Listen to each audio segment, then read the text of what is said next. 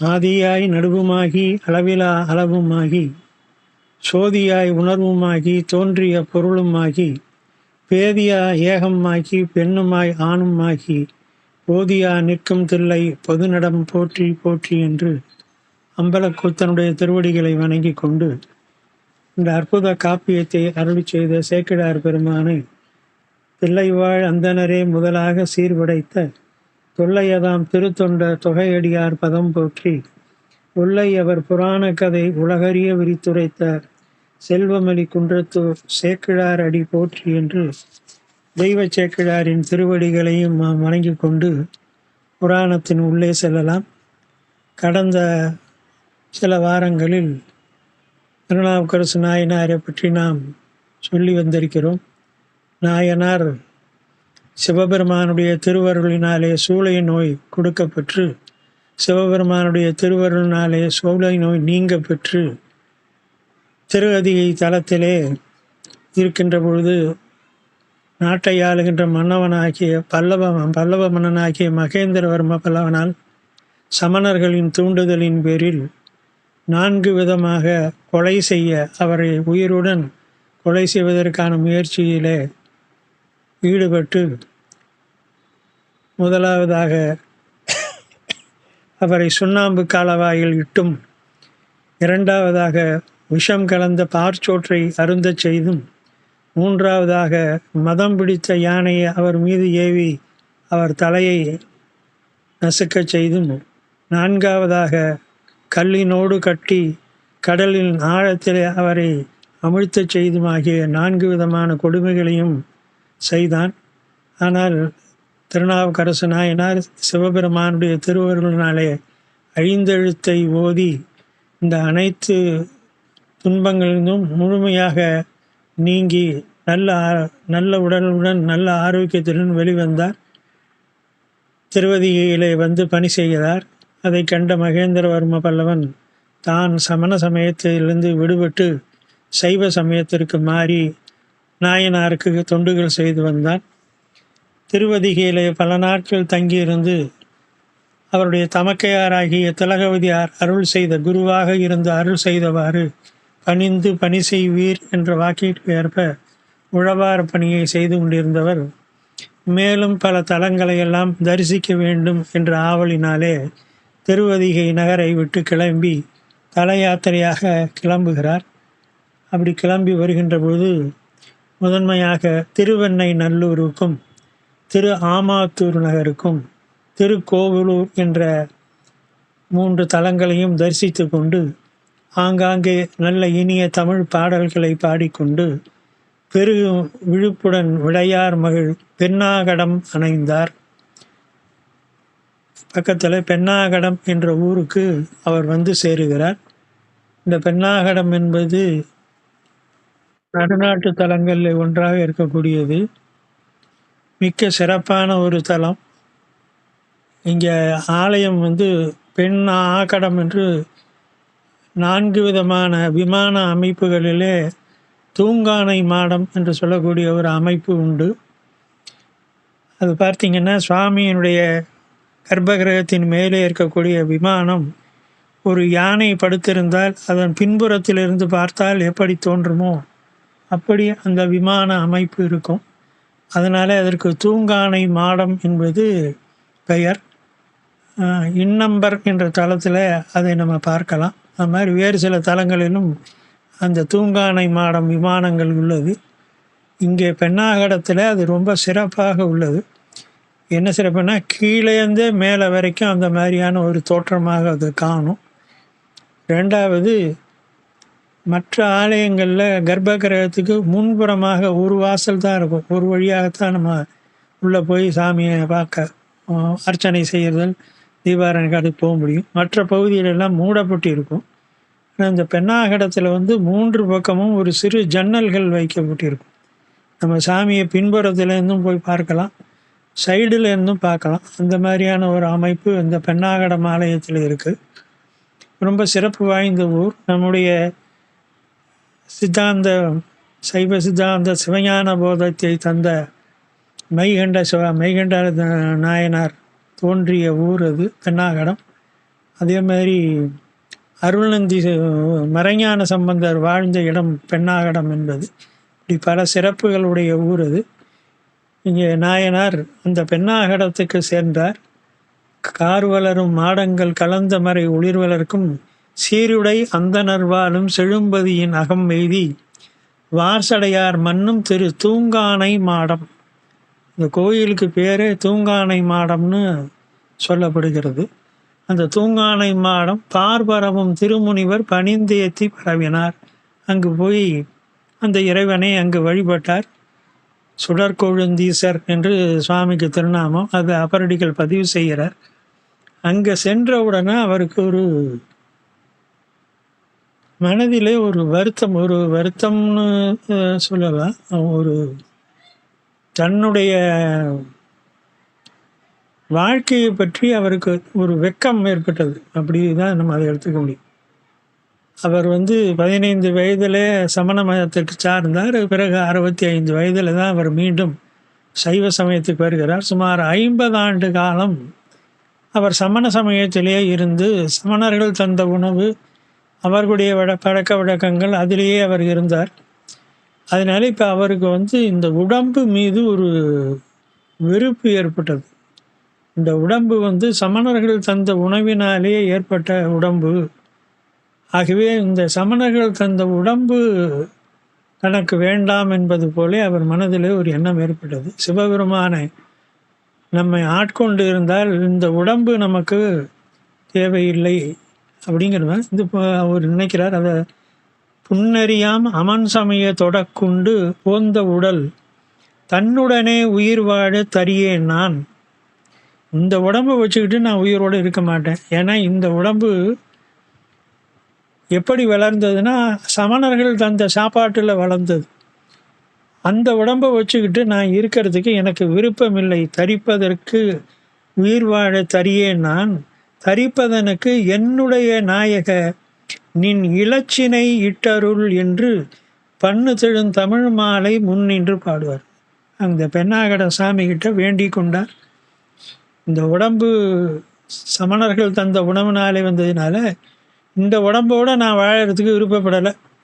இந்த உடம்போடு தான் நான் வாழணும். அப்படிங்கிறனாக்கா ஒன்று செய், உன்னுடைய இலச்சினையை சூலத்தையும் ரிஷபத்தையும் உனக்கு ஆதாரமாக இருக்கக்கூடிய சூலத்தையும் ரிஷபத்தையும் என்னுடைய உடம்பிலே பொறித்து நான் உன்னுடைய அடியவன் என்பதை உலகத்தார் தெரியுமாறு காட்டி அருள் என்று ஒரு பிரார்த்தனை கோரிக்கையை வைத்தார்.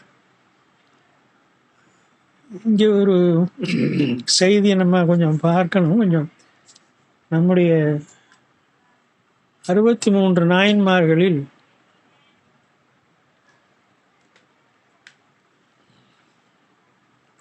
மூன்று நாயன்மார்கள் இந்த உடம்பு பற்றி, இந்த உடம்பு தனக்கு தேவையில்லை என்பதை பற்றி 3 நாயன்மார்கள் நினைக்கிறார்கள்.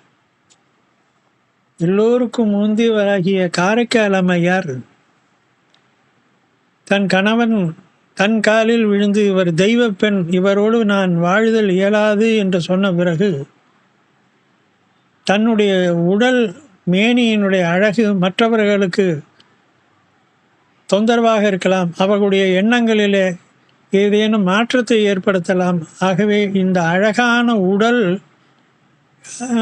இந்த இளமையான உடல், இந்த வனப்பு, இந்த அழகு, இது எனக்கு தேவையில்லை என்று அவர் நினைத்தார். அப்போது இந்த மாதிரி அவர் இந்த டெசிஷன் எடுக்கும் பொழுது அவருக்கு வயது சற்றேறக்குறைய ஒரு 23, 24 வயது தான் இருக்கலாம். அப்போது 24 வயதில் ஒரு நல்ல பருவ வயதில் இளமையான ஒரு நல்ல ஆரோக்கியமான நல்ல பெரும் செல்வந்தர் குடும்பத்தில் பிறந்த பெண் எவ்வளவு அழகாகவும் இளமையாகவும் இருப்பார் என்பதை கற்பனை செய்து கொள்ளுங்கள். அந்த இளமையும் அழகும் பிறருக்கு துயர் தரக்கூடிய, பிறருக்கு பாவம் செய்ய தூண்டும் என்பதனால இது எனக்கு வேண்டாம் என்று பெருமானிடத்தில் பிரார்த்தனை செய்து எலும்பு உருவம் தருக, பேய் உருவம் தருக என்று பெருமானிடத்தில் அவர் பிரார்த்தனை செய்து அந்த அழகையும் இளமையையும் விடுத்து பேய் தோற்றத்தை அடைந்தார். எலும்பும் தோலுமாக கண்டார்கள் வெறுப்படைகின்ற அளவுக்கான ஒரு தோற்றத்தை பெருமானிடத்திலே அவர் பெற்றுக்கொண்டார். அப்போ அவருடைய நிலை தன் உடலினாலே மற்றவர்களுக்கு பாதிப்பு ஏற்படக்கூடாது என்ற உயர்ந்த எண்ணத்தினாலே தன் உடல் அழகை துறக்க நினைத்தார்.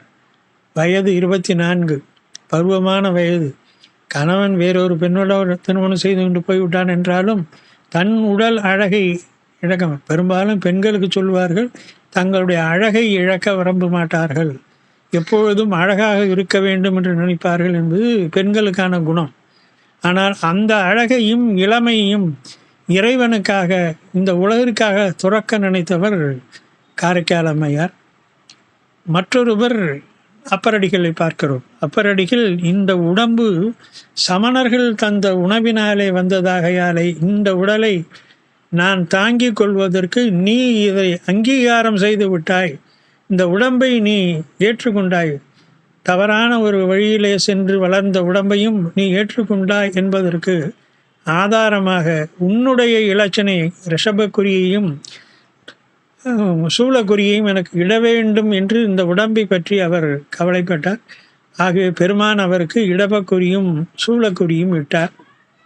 மூன்றாவதாக ஒரு அடியார் இருக்கிறார், நம்ம எல்லாருக்கும் அறிந்தது, நந்தனார் என்று சொல்லக்கூடிய திருநாளை போவார் என்பவர்.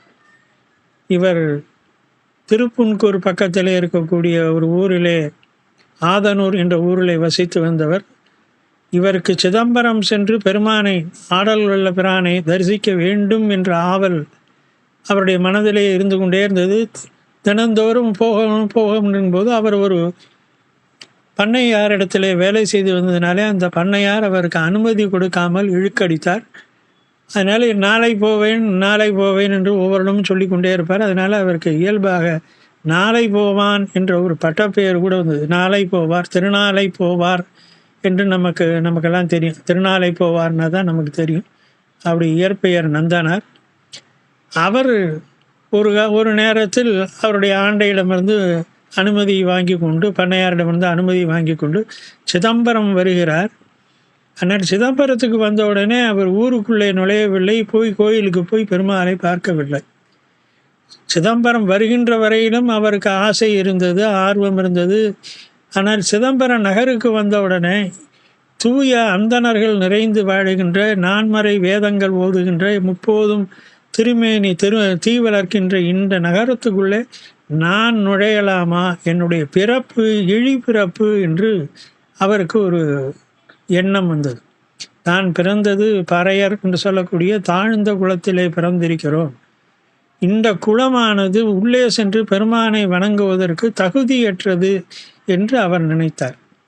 அவருடைய எண்ணத்தில் தான் பிறந்த குலம் இப்படிப்பட்ட உயர்ந்த செயல்களெல்லாம் செய்வதற்கு தகுதியற்றது.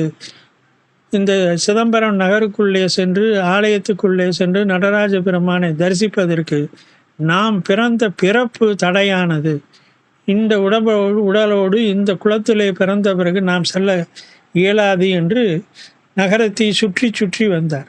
ஒரு பெரிய அந்தணராக, ஒரு முனிவர் போன்று சடாமுடி தரித்து, ஒரு உயர்ந்த ஒழுக்கங்கள் உள்ள ஒரு உயர்ந்த தவச்சீலராக இருந்தால்தான் உள்ளே சென்று பெருமானை தரிசிக்க வேண்டும்.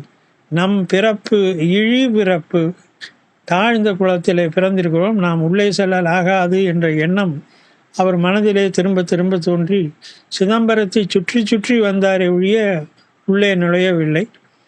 இந்த எண்ணத்தை நடராஜ பெருமான் அறிந்து அன்றைய இரவு தில்லைவாழ் அந்தணர்கள் 3000 கனவிலும் சென்று நமது பக்தன் நகரத்தின் வெளிப்புறத்திலே சுற்றி சுற்றி வருகிறான், நம்மை காண வேண்டும் என்று அவனுக்கு முறைப்படி தீ வளர்த்து அவனுக்கு புனிதம் செய்து தீயிலே இறங்கச் செய்து நம்மிடத்திலே அழைத்து வாருங்கள் என்று உத்தரவிடுகிறார். அதே போன்று தில்லைவாழ் அந்தணர்கள் மறுநாள் இவரிடத்தில் வந்து பெருமானுடைய உத்தரவு இது, நீங்கள் வாருங்கள் என்று சொல்லி ஒரு வேள்வி ஒன்று ஏற்பாடு செய்து அந்த வேள்வியிலே அவர் இறங்குமாறு செய்து அழைக்கிறார்கள். அதே மாதிரி அவரும் அந்த வேள்வி குண்டத்திலே தீயின் நடுவிலே இறங்குகிறார். உள்ளே இறங்குகின்ற பொழுது அந்த இழிபிறப்பாகிய தாழ்ந்த குலத்திலே பிறந்த உடலோடு உள்ளே தீக்குள்ளே இறங்கியவர் தீயிலிருந்து மேலே வருகின்ற பொழுது அவர் எந்த நிலையில் இருக்க வேண்டும் என்று நினைத்தாரோ அதே போன்று தாழ் சடையும் நீள்முடியும் உயர்ந்த ஒரு முனிவர் போன்று முப்பொறி நூலும் உயர்ந்த ஒரு முனிவராக அவர் வெளிப்பட்டு பெருமானை வணங்கி பெருமானிடத்திலேயே ஐக்கியமாக ஆனார் என்பது அவருடைய வரலாறு. ஆகவே நம்முடைய நாயன்மார்களிலே 3 பேர் இப்படி இந்த உடம்பை பற்றி 3 விதமான சிந்தனைகளிலே இருந்திருக்கிறார்கள். இங்கே திருநாவுக்கரசு நாயனார் சமணர்களால் வளர்ந்த உடம்புக்கு நீ அதை அங்கீகரிக்க வேண்டும் என்று சொல்லி சூளக்குறியும் இடப்புக்குறியும் இடப்பெற்றார் பெண்ணாகடத்தில். இது ரொம்ப ஒரு நல்ல பதிகம் நமக்கு தெரியும். பொன்னார் திருவடிக்கு ஒன்று உண்டு விண்ணப்பம் போற்றி செய்யும் எண்ணாவி காப்பதற்கு இச்சையுண்டேல் இருங்கூற்று அகல மின்னார் செஞ்சடை மூவிலை சூளம் என்மேல் பொறி மேவு கொண்டல் பொன்னார் தடங்கையின் தூங்கானை மாடத்து சுடற்கொழுந்தே என்ற ஒரு பதிகத்தை அங்கே பாடுகிறார். அந்த பாடல் முடிந்த பிறகு பெருமானுடைய திருவருளாலே ஒரு சிவபூதமாகியது பக்கத்திலே இருப்பவர்களுக்கெல்லாம் அறியாமல் வந்து இவருடைய வலது தோளிலும் இடது தோளிலும் சூளக்குறியையும் இடபக்குறியையும் விட்டது. அதை சொல்லுகிறார். ஆங்கவர் திருத்தோளில் ஆர்ந்த திரு இலச்சனை, அதாவது நீடு திரு தூங்கானை மாடத்து நிலவுகின்ற ஆடக மேறு சிலையான் அருளால் ஓர் சிவபூதம் மாடொருவர் அறியாமே. மாடுனா பக்கத்தில் இருக்கிறவர்கள். மாடொருவர் அறியாமே வாகீசர் திருத்தோளில் சேடுயர் மூவிலை சூளம் சின விடையினுடன் சாத்த. ஒரு தோளிலே சூளகுரியும் ஒரு தோளிலே அந்த விடை எருதினுடைய காளையினுடைய தோற்றத்தையும் ஒரு பூதம் சாத்தியது. அது சாத்தியதை அறிந்து அவர் தாம் கண்டு மனம் கழித்து தம் பெருமான் அருள் நினைந்து ஓங்கிய சிந்தையராகி உயிர்ந்தொழிந்தேன் என எழுந்தார். அது நடந்தவுடனே அப்பரடிகள் மிகுந்த மனம் பக்தியினாலே பெருமானுடைய திருவருளை நினைந்து உருகி பணிந்து எழுந்தார். அதன் பிறகு பெண்ணாகடத்தை விட்டு மற்ற தலங்கள் திரு அறத்துறை, திரு முதுகுன்றம், இப்படி பல தலங்களை தரிசித்து கொண்டு சிதம்பரத்திற்கு செல்ல வேண்டும் என்ற எண்ணத்திலே கிழக்கு பக்கமாக தன்னுடைய பயணத்தை தொடங்கினார்.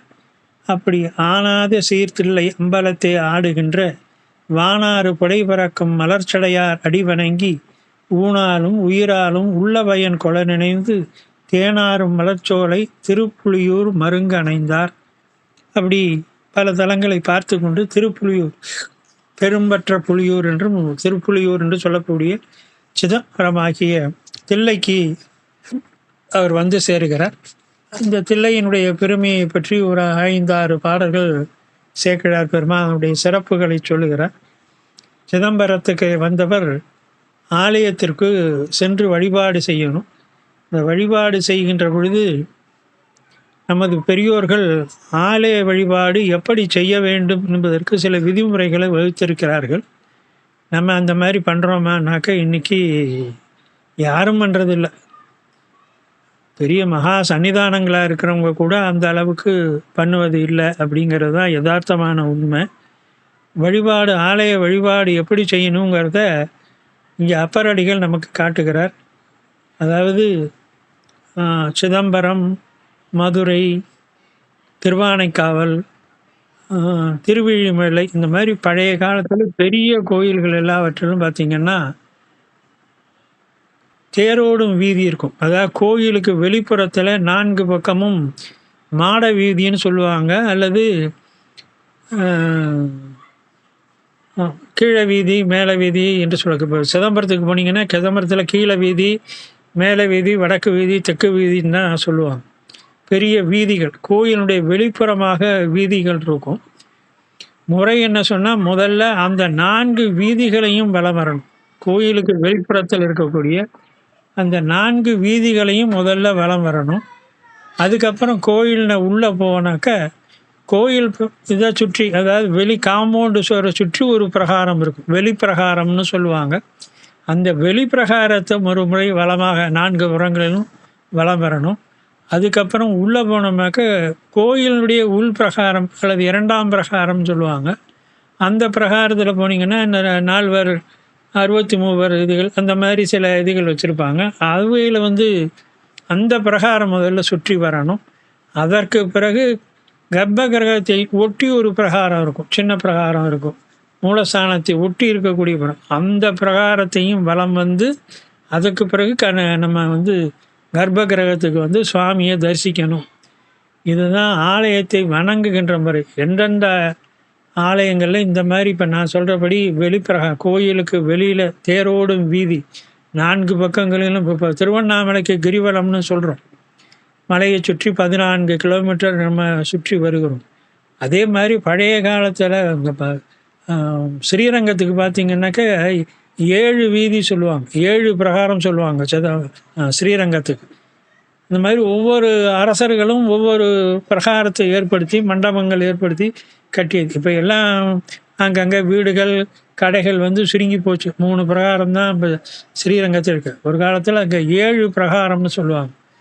இந்த மாதிரி இப்போ திருவண்ணாமலையில் இதெல்லாம் திருவானைக்காவல் நீங்கள் பார்த்தா தெரியும். கோயிலுக்கு வெளியே இருக்கக்கூடியது மாட வீதி அல்லது கீழே வீதி மேலே வீதிம்பாங்க. அந்த வீதியை முதல்ல சுற்றி வரணும். அப்புறம் கோயிலின் உள்ளே வந்து காம்பவுண்டு சுவர் ஒட்டி இருக்கக்கூடிய வெளி பிரகாரம் சுற்றணும். அப்புறம் முதலாவது உள் பிரகாரம் சுற்றணும். அப்புறம் சன்னிதானத்தை சுற்றணும். அப்புறம் தான் தரிசனம் பண்ணணும். இந்த முறைப்படி திருநாவுக்கரச நாயனார் சிதம்பரத்திலே வலம் வந்தார். அப்படி ஒவ்வொரு இதாக சுற்றி வந்து நடராஜனுடைய சந்நிதிக்கு முன்னே வந்து நிற்கிறார். வளர் பொன் கண்மணி திருமாளிகையினை வலம் வந்து அலமரை மறுவரை நில்லா அளவிற்பெருகிய ஆர்வத்திடை எழும் அன்பின் உடல் நிறை உடலெங்கும் உலகச் செறி நிறை விரவ திருமலி பொற்கோபுரம் அது புகுவார் முன் கலனிற் பொலிவிடம் உடையார் நடனவில் கனக பொது எதிர் கண்ணுற்றார். இப்படி ஒவ்வொரு பிரகாரமாக சுற்றி வந்து எய்த்தாப்புல நடராஜ பெருமானுடைய அந்த திருவுருவத்தை பார்த்தார். பார்த்த உடனேயே அவருடைய உடலெல்லாம் உலகாங்கிதம் அடைந்தது.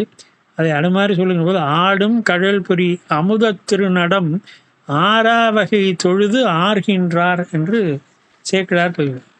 அந்த உணர்வு எப்படி இருந்ததுங்கிறது எழுத்தினாலே வடிக்க முடியாது.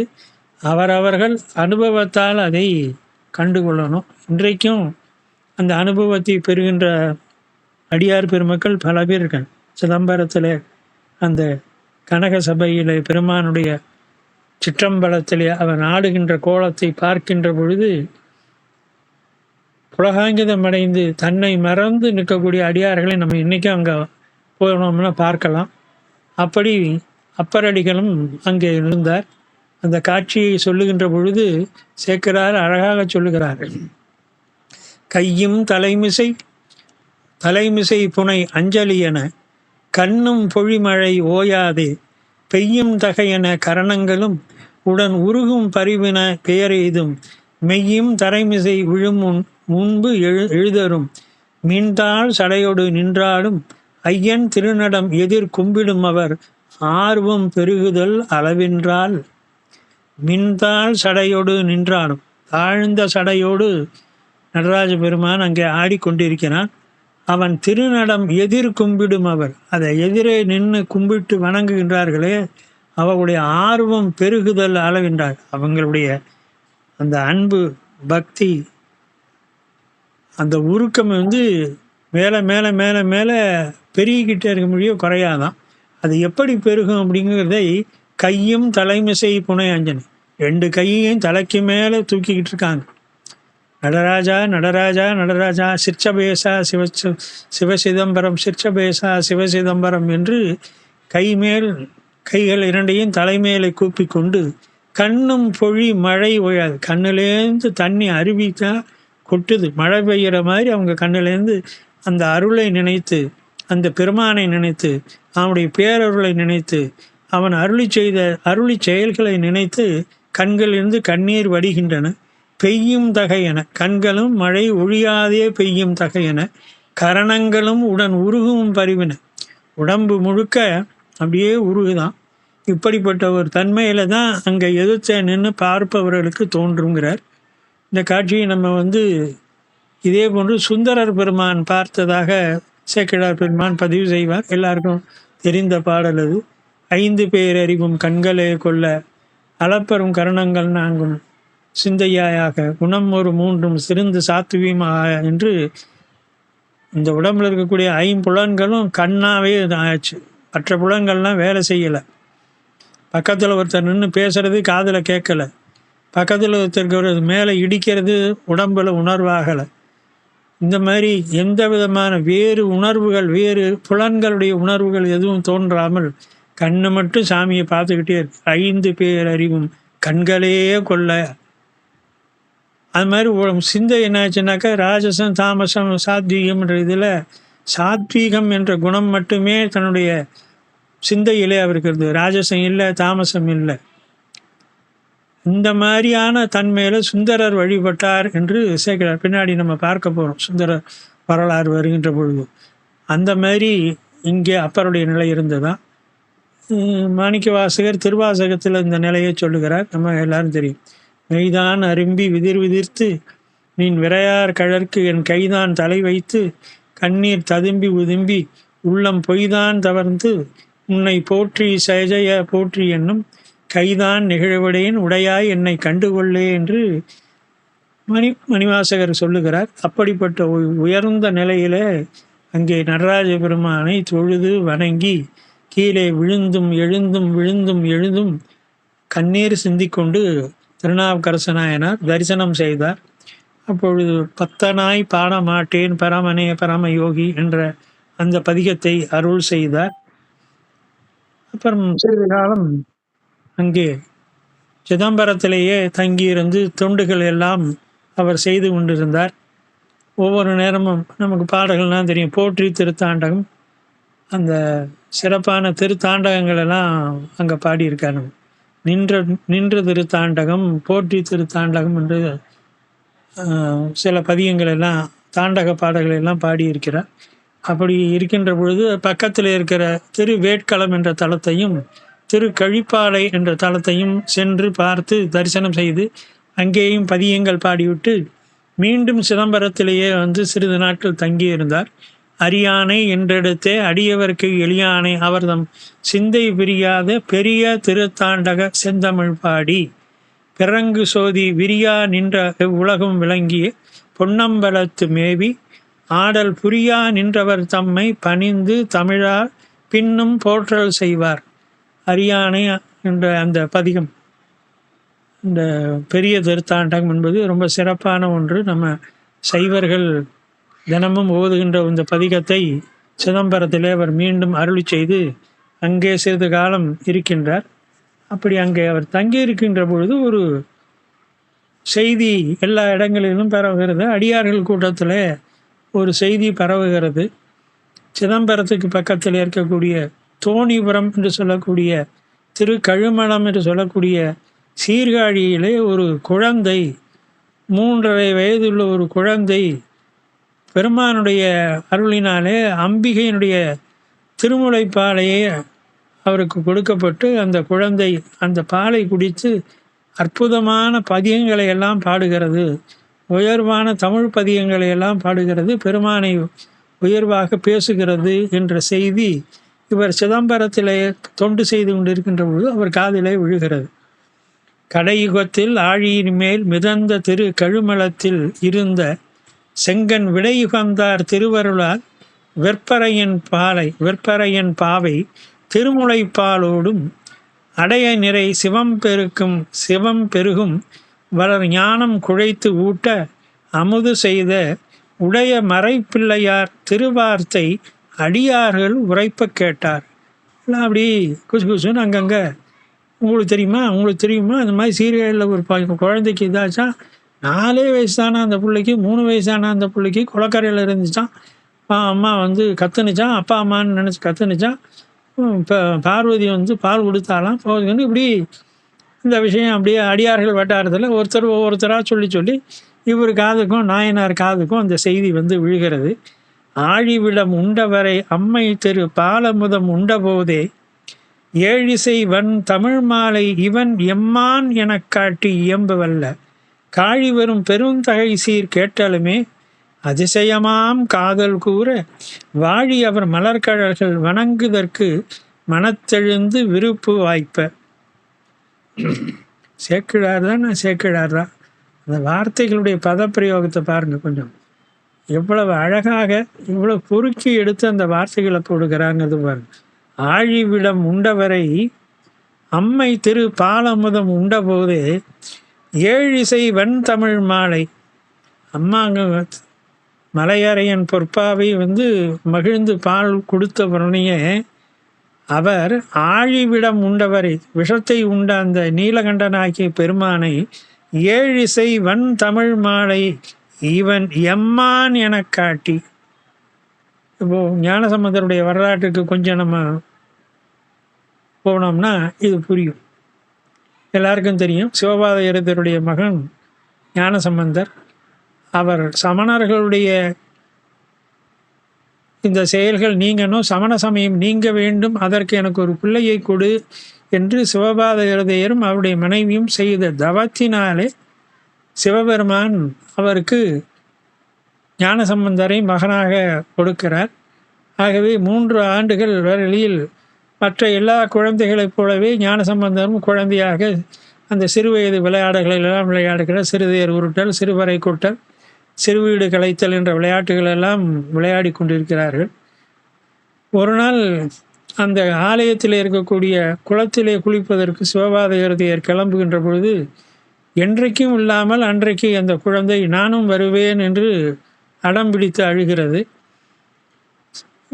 இவ்வளவு சொல்லி பார்த்தும் கேட்கல. அதனால் சிவபாதையர் சரி வா என்று அந்த குழந்தையும் அழைத்து கொண்டு ஆலயத்தினுடைய குளத்தில் குளிப்பதற்கு வருகின்றார். குளத்தை கரையில் குழந்தையை அமர வைத்து விட்டு கீழே இறங்கி குளத்துக்குள்ளே மூழ்கி அவர் குளித்து கொண்டிருக்கிறார், ஸ்நானம் செய்கிறார். அப்பொழுது அகமர்ஷண மந்திரம் என்று சொல்லக்கூடிய நீருக்குள்ளே மூழ்கி சொல்ல வேண்டிய சில மந்திரங்களை அவர் சொல்லுவதற்காக தண்ணிக்குள்ளே மூழ்கிய பொழுது அதுவரையில் தன் தந்தை குளிப்பதையும் அவர் கரையில் நின்று துணி துவைப்பதையும் பார்த்து கொண்டிருந்த குழந்தை இப்பொழுது தந்தையை காணவில்லை என்று ஓங்கி குரல் எடுத்து அழ ஆரம்பித்தது. அந்த குளக்கரையிலேருந்து இன்றைக்கி நீங்கள் பார்த்தீங்கன்னா தெரியும், இந்த தோணியப்பர் சந்நிதி என்று இந்த சிறு குன்று போல சீர்காழியில் மேல் 2வது தளத்திலே இருக்கும். அந்த தோணியப்பர் அங்கே அம்மையும் அப்பனுமாக சுவாமி வீற்றிருக்கிறார்கள். அங்கே இருந்த தோணியப்பரை நோக்கி இது அழுதது என்று சொல்லுகிறார்கள். அப்போது பெருமான் அம்மை இடத்துல சொல்லி குழந்தை அழுகிறான், அவனுக்கு பால் கொடு என்று சொல்ல அம்மை தன்னுடைய திருமுலைப்பாலை ஒரு பொற்கிண்ணத்திலே கறந்து அதை கொண்டு அதில் சிவஞானத்தையும் அருள் ஞானத்தையும் கலந்து அவருக்கு கொண்டு குழந்தைக்கு ஊட்டினால் குழந்தை அந்த பாலை குடித்து விட்டு அவனுக்கு எல்லா விதமான அருள்களும் கிடைத்தது. பார்வதி மறைந்து போனார். இந்த பால் குடித்ததுனால இந்த குழந்தையின் கடை வாயிலே ஒரு சொட்டு பால் சிந்தி இருந்தது. குளித்து விட்டு கரையேறி வந்த சிவபாத இருதயர் குழந்தையின் வாயிலே எச்சில் பால் இருப்பதை பார்த்து யார் இந்த எச்சில் பாலை உண்டா என்று பக்கத்திலே ஒரு சிறு குச்சியை எடுத்து அடிப்பது போலே அவர் பயமுறுத்த, அப்பொழுது தனது சுட்டு விரலினாலே தோணியப்பருடைய அந்த கோபுரத்தை சுட்டி காட்டி என்னை இவ்வாறு செய்தவன் இவன் என்று தோடுடைய செவியன் விடையேறி ஒரு தூவன் மதிசூடி காடுடைய சுடலை பொடிபூசியன் உள்ளங்கவர் கல்வன் ஏடுடைய மலரான் முனைநாள் பணிந்தேத்த அருள் செய்த பீடுடைய பிரமாபுரம் மேவிய பெம்மான் இவனன்றே என்று சுட்டி காண்பித்து அந்த குழந்தை அற்புதமான பதிகம் பாடியது. வயது 3.5 வயது. நம்ம வேற ஒரு நிகழ்ச்சியில், நம்ம முற்றோதல் நிகழ்ச்சியில் கூட நான் இந்த செய்தியை சொன்னேன். 3.5 வயது குழந்தைக்கு சமண சமயத்தை பற்றியோ ராவணனை பற்றியோ திருமாலையும் பிரமனை பற்றியோ எப்படி தெரியும்? ஒவ்வொரு பதிகத்திலும் அதை பதிவு செய்கிறது அப்படின்னா அது பெற்ற ஞானம். அம்மை அருளி செய்த அந்த திருமுலை பாலினாலே அது சிவஞானத்தையும் கலைஞானத்தையும் பெற்றதினாலே பாடுகிறது என்று நம்ம முன்னாடி பார்த்துருக்கிறோம். அந்த வகையில் இந்த செய்தியை அவர் கேள்விப்பட்டார். வாழி அவர் மலர்கழல்கள் வணங்குவதற்கு மனத்தெழுந்த சிறு விருப்பு வாய்ப்பு. இப்படிப்பட்ட ஒரு குழந்தையா? ஏன்னா இப்போ அவருடைய அனுபவம் என்னன்னா நமக்கு நல்லா தெரியும். பாரம்பரியமான சைவ குடும்பத்தில் பிறந்திருந்தும் 50 ஆண்டு காலம் சமண சமயத்தில் போய் கடவுளே இல்லை, அஸ்தி நாஸ்தி என்று சொல்லி கடவுள் இல்லை, சிவபெருமான் இல்லை, பொய், அது பொய், இது பொய் என்றெல்லாம் சொல்லி கொண்டிருந்த ஒரு இடத்துல 50 ஆண்டு காலம் இருந்து இப்போ தான் அவர் மீண்டும் சைவ சமயத்துக்கு வந்திருக்கிறார். அப்போது தன்னுடைய நிலை 68 வயது கழித்து நம்ம இந்த சைவத்தினுடைய இந்த நிலையை அடைஞ்சிருக்கோம். 3.5 ஆண்டுகளில் அந்த குழந்தைக்கு இப்படி ஒரு வாய்ப்பு கிடைத்திருக்கிறதே என்று ஆச்சரியப்பட்டார். அந்த குழந்தையை பார்க்க வேண்டும் என்று அவருடைய ஆவல் வந்தது. அதனால நடராஜ பெருமானிடத்தில் உத்தரவு வாங்கி கொண்டு, இங்கே அழகாக சேக்கிழார் சொல்லுவார், பெருமானை போய் பார்த்து பணிந்து நான் விடைபெறுகிறேன்னு அவரிடத்துல சொல்லி திருப்பி அங்கிருந்து கிளம்பினார். திருநாரையூர் வழியாக சீர்காழிக்கு சேருகிறார். இவர் வருகின்றார் என்ற செய்தியை இங்கே திருஞான சம்பந்தருக்கு சொல்லுகிறார்கள். அதுக்கு முன்னாடி அவருக்கும் தெரியாது. எல்லாம் ஒருத்தருக்கு ஒருத்தர் தனித்தனியாக இருக்காங்க. இப்போது அப்பரடிகள் இந்த மாதிரி கல்லை கட்டி கடலில் போட்ட போதும் மிதந்து வந்த பெரியவர் வருகிறார் என்று திருஞான சம்பந்தருக்கு சொன்னார்கள். அவரும் தன்னுடைய அடியார்களுடன் தன்னுடைய கூட்டத்துடன் சீர்காழி நகரத்தினுடைய எல்லைக்கு இவரை வரவேற்பதற்காக வருகிறார். திருநாவுக்கரசு நாயனாரும் சீர்காழிக்கு செல்கிறார்.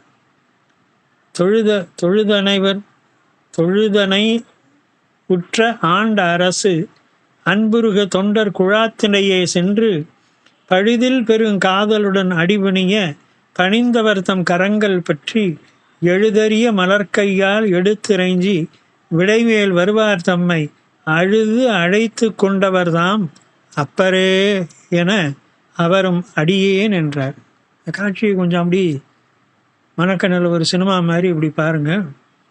68 வயது பெரியவராகிய அப்பரடிகள் சீர்காழிக்குள்ளே பார்க்கிறார். எதிரே 4 வயது ஞானசம்பந்தர் இருக்கிறார். கொஞ்சம் உலகியல் வாழ்க்கையில் பார்த்தோம்னா அவருக்கு வயது 68, இவருக்கு வயது 4.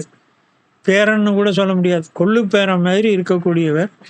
ஆனால் 68 வயது உள்ள நாயனார் திருநாவுக்கரசனார் வேகமாக இவருடைய திருவடிகளிலே விழுந்தார். பழிதில் பெருங்காதலுடன் அடிபடிய பணிந்து அவர் தம் கரங்கள் பற்றி. திருநாவுக்கரச நாயனார் முதலில் ஞானசம்பந்தருடைய காலிலே விழுந்தார். தான் பெரியவன், தனக்கு வயதானவன், இது சின்ன குழந்தை என்ற எண்ணம் அவரிடத்திலே இல்லை. அவரின் உள்ளத்திலெல்லாம் அம்பிகையின் திருமுலைப்பாலை உண்ட பெரியோன், இவனுக்கு ஈடும் இணையும் இல்லை, இவனுடைய சிறப்புக்கும் உயர்வுக்கும் தான் தகுதியற்றவன் என்ற எண்ணம். அதனால் முதல்ல அவர் நெடுஞ்சாங்கடையாக திருஞான சம்பந்தர் கால்களிலே விழுந்தார். திருஞான சம்பந்தர் அவருடைய தோள்களை பற்றி அவரை தூக்கி எழுதறிய மலர்க்கையால் எடுத்திறைஞ்சி விடைமேல் வருவார் தம்மை அழுது அழைத்து கொண்டவர். ஞானசம்பந்தர் அழுததுனால தானே பெருமாட்டி அவருக்கு பால் கொடுத்தாங்க. அதை சொல்கிறார், அழுது அழைத்து கொண்டவர் தாம் ஞானசம்பந்தர். இப்போது அப்பரடிகளை பார்த்து சொல்லுகிறார், அப்பரே, அப்பான்னு இவர் கூப்பிட்டார். ஞானசம்பந்தர் திருநாவுக்கரசு நாயனாரை அப்பான்னு கூப்பிட்டார். அப்பரே என அவரும் மகனேன்னு சொல்லலை, பேரனேன்னு சொல்லலை, அடியேன் என்றார். இதுதான் சைவம், இதுதான் நம்முடைய சமயம். அந்த உயர்வு, அந்த தாட்சிக்கு தாழ்ந்து தாழ்ந்து தாழ்ந்து பணிந்து போவதில் தான் சைவத்தினுடைய சிறப்பு. இன்றைக்கி இந்த இதெல்லாம் பார்த்தோம் என்றால் ஒன்றும் சொல்கிற மாதிரி இல்லை. அவங்கவுங்களுக்கு ஒரு கொட்டையும் போட்ட உடனே நேராக அவரவர்கள் எல்லாம் பெரிய மகான்களாக நினச்சிக்கிறாங்க. ஆனால் இங்கே சமயாச்சாரியார்கள் 4 பேரில் இந்த 2 பேர், இவர் அவரை வணங்குகிறார், அவர் இவரை வணங்குகிறார், அவர் அப்பா என்று அழைக்கிறார், இவர் அடியேன் என்கிறார். மகனேன்னு சொல்லலை, பேரனேன்னு சொல்லலை, வேறு உறவு முறை சொல்லலை, அடியேன் என்று சொல்லுகிறார். இந்த தாட்சி தான் சைவத்தினுடைய சிறப்பு. அதை இங்கே காட்டுகிறார்கள். 2 பேரும் ஒருவர் 2 அடியார்கள் திருக்கூட்டமும் ஒன்றை ஒன்று உசாவி கொள்கிறார்கள். அங்கே ஹரஹர சிவசிவ ஹரஹர சிவசிவ என்ற அந்த கோஷம் உலகமெல்லாம் கேட்டதான். அதை அழகாக சொல்ல, உம்பர்களும் போற்றி செய்ப்ப சிவம் பெருகும் ஒளி நிறைந்தார் உலகம் எல்லாம். இப்படி 2 பேரும் சந்தித்து கொண்டார்கள். சந்தித்து கொண்ட சிறிது நாட்கள் ஞானசம்பந்தருடன் அப்பரடிகள் அங்கேயே தங்கி இருக்கிறார். திருஞான சம்பந்தர் மடத்தில் அவரோடு சேர்ந்து இருக்கின்றார். அப்பொழுது திருத்தோணிபுரத்து பெருமானை, கீழே பிரம்மபுரீஸ்வரர், மேலே தோணிபுரநாதர், அதுக்கு மேலே சட்டைநாதர் என்று 3 சந்நிதிகள் சீர்காழி ஆலயத்தில் இருக்கும். இந்த சந்நிதிகளை எல்லாம் 2 பேரும் சென்று தரிசித்து பாடல்கள்லாம் பாடுகிறார்கள். சிறிது காலம் கழித்து பொன்னி நாடுன்னு சொன்னால் சோழ நாடு. இப்போ இவங்க பார்த்ததெல்லாம் நடுநாடு. அடுத்து சோழ நாட்டில் இருக்கக்கூடிய தலங்களை எல்லாம் தரிசிக்க வேண்டும் என்று திருநாவுக்கரசர் விரும்பினார். அதனால் திருஞான சம்பந்தரிடத்தில் விடை பெற்று நான் சோழ நாட்டு தலங்களை பார்க்க செல்கிறேன் என்று அவர் கிளம்பினார். அதுக்கு செல்கின்ற பொழுது திருக்கோலக்காவுக்கு 2 பேரும் செல்லுகிறார்கள். அந்த திருக்கோலக்காவில் சென்று தரிசனம் செய்த பிறகு அங்கிருந்து அவரிடத்தில் விடை பெற்று கொண்டு பொன்னி நாட்டை தரிசனம் செய்வதற்காக திருநாவுக்கரசு நாயனார் திரும்புகிறார். ஞானசம்பந்தர் தன்னுடைய இல்லத்திற்கு சென்று அவர் வேறொரு பக்கமாக அவர் பயணத்தை அவர் தொடங்குகிறார். திருநாவுக்கரசு நாயனார் அப்படி சீர்காழியிலிருந்து கிளம்புகின்ற போது கோலக்காவை தரிசனம் செய்தார். கருப்பரியலூர், புன்கூர், நீடூர், திருக்குறுக்கை, திருநின்றியூர், திருநனிப்பள்ளி இந்த தலங்களையெல்லாம் தரிசனம் செய்து கொண்டு கண்ணுதலார் கடல் தொழுது கலந்து செல்வார். மேவு புனர் பொன்னி இருகரையும் சார்ந்து விளை உயர்த்தார் செம்பன்பள்ளி வருகிறார். மயிலாடுதுறை வருகிறார். திருத்துருத்தி, வேள்விக்குடி, எதிர்கொள்பாடி முதல தலங்களை தரிசித்து பரமர் திருப்பதி பலமும் பணிந்தே புகுந்து ஆவூரும் அஞ்சாடுவார் கோடிக்காவிற்கு வருகிறார். அணைந்து பணிந்து திரு ஆவடு தன்துறை வருகிறார். திருவாவடுதுறைக்கு சேருகிறார். திருவாவடுதுறையிலிருந்து அங்கே திரு தாண்டகங்கள் எல்லாம் அருளி செய்து திருக்குறுந்தொகை, திருநேரிசை முதலான பதியங்களை எல்லாம் பாடி பல நாள் அங்கு தங்கி திருத்தொண்டு போற்றி செய்வார். அதற்கு பிறகு மயிலாடுதுறையிலிருந்து ஆவடுதுறையிலிருந்து திருவிடைமருதூர் வருகிறார். திருநாகேஸ்வரம் வருகிறார். பிறகு பழையாறை சேர்கிறார். பழையாறையில் திருச்சத்தி முற்றம் என்ற தலத்திற்கு சேர்கிறார். திருச்சத்தி முற்றம் என்பது எல்லாருக்கும் பட்டீச்சரம் தெரியும். பட்டீச்சரத்தில் துர்க்கை ரொம்ப ஃபேமஸ்ஸு. பட்டீச்சரம் ஆலயம் தெரியும். அதுக்கு பக்கத்தில் ஒரு ஃபர்லாங் தூரத்தில் இந்த திருச்சத்தி முற்றம் என்ற ஆலயம் இருக்குது. அப்பரடிகளுடைய பாடல் பெற்ற தலம் அது. பட்டீச்சரம் ஞானசம்பந்த பெருமான் பாடுறது. பட்டீச்சரத்தில் தான் ஞானசம்பந்தருக்கு முத்துச்சிவிகை, முத்து பல்லாக்கு அந்த இதெல்லாம் சாமி கொடுத்தார். அதனால் பட்டீச்சரம் ஃபேமஸாக எல்லாருக்கும் தெரியும். திருச்சத்தி முற்றத்தில் அங்கே தரிசனம் செய்கிறார். அங்கு வருகின்ற பொழுது அவருக்கு மீண்டும் தன்னுடைய இழிநிலை, தன்னுடைய இதை பற்றி ஒரு உள்ளத்திலே ஒரு கவலை வருகிறது, ஒரு ஏக்கம் வருகிறது. திருச்சத்தி முற்றத்தில் வேண்டும்போது பெருமானிடத்தில், நான் சமண சமயத்திலிருந்து இந்த உடம்பை பெற்றேன், அதுக்கு நீ எனக்கு இலச்சனை பொய்த்தாய், இருந்தாலும் இன்னும் என்னை நீ அடியவனாகத்தான் ஏற்றுக்கொண்டு விட்டாய், நான் உனக்கு பூரணமாக உன்னுடைய அடியவன் என்பதை நான் அறிந்து கொள்ளணும், உலகத்துக்கு தெரியணும், என்னை பழி சொல்லாமல் இருக்கணும். என்ன இருந்தாலும் சமண சமயத்திலிருந்து வந்தவன் தானேயா, என்ன புதுசாக அவன் பெரிய சைவனா, அவன் பெரிய இதுவா அப்படின்னு மற்றவர்கள் சொல்லக்கூடாது. எனக்கு அந்த உணர்வு வரக்கூடாது.